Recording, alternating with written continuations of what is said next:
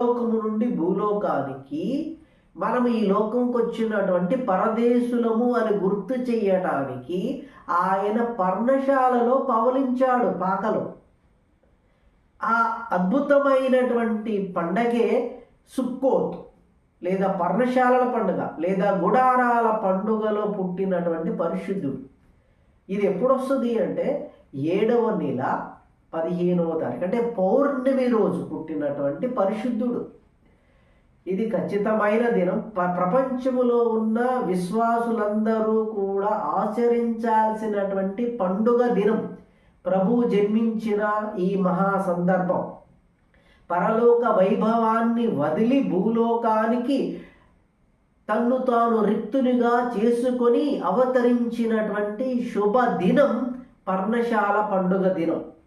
ఈ దినాన్ని ప్రపంచంలో ఉన్న ప్రజలందరూ ఆచరించాలి, అనుసరించాలి. కనుక ఆయన పుట్టిన దినం బైబిల్లో ఉంది. దాన్ని మనం కనుగొనటంలో కొంత వెనకబడ్డాం.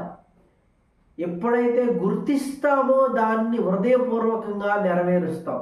మీరు తెలియకముందు ఏదో చేసుండొచ్చు, తెలిసిన తర్వాత ఇంకా పరిశీలించండి, ఇంకా మీకున్న సందేహాలు తీర్చుకోవడానికి ట్రై చేయండి, ఇంకా మీకేమైనా డౌట్స్ ఉంటే ఇంకా బైబిల్ నుంచి వెతకండి, ఏమైనా క్వశ్చన్స్ ఉంటే అడగండి.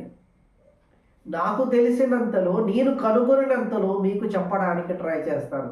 నేను తెలుసుకున్నాను ప్రభువారు పర్ణశాలలో పుట్టాడని. ఈ శుభ వార్తను మీకు